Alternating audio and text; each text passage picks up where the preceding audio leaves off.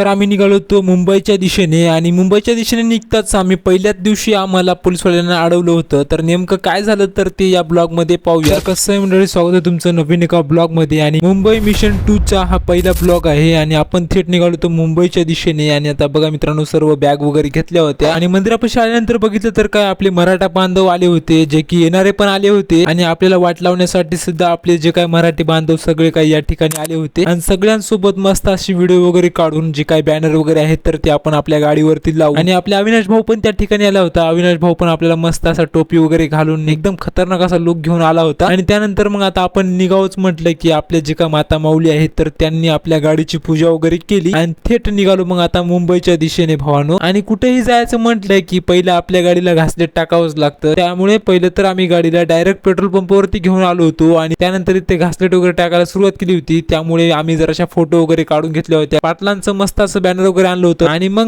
मस्त असं टेम्पो मध्ये बसून निवांत मध्ये आता आपण चाललो होतो पुढच्या दिशेने। आणि आपल्या पिकअप मध्ये मस्त असा भोंगा वगैरे बसवला होता आणि मायकाच्या सहाय्याने आपण आपल्या महागल्या कुलजरला, म्हणजेच आपली कुलजर होती तिला जरासं परेशान वगैरे करत आपण थेट आलो होतो परभणी जिल्ह्यामध्ये। आणि परभणी जिल्ह्यामध्ये आल्या आल्या आपल्याला डायरेक्ट पोलिसवाल्यांनी अडवलं होतं। तर ते पोलिसवाले गाडीचा नंबर वगैरे घेत होते, आम्हाला वाटलं की ते आता डायरेक्ट फाईन वगैरे मारतात की काय, त्यासाठी आम्ही सगळेजण उतरून पाहत होतो। तर भावांनो, माझ्या मताने मुंबईमध्ये किती गाड्या जाणार आहेत त्यांचा अंदाज वगैरे काढत असतील तर भावांनो तुम्ही पण मुंबईमध्ये गेल्या का नाही नक्की कमेंट करून सांगा। आणि पुढचा ब्लॉग पाहण्यासाठी आताच आपल्या आयडीला फॉलो करून घ्या, व्हिडिओ आवडल्यास व्हिडिओ लाईक करा, शेअर करा।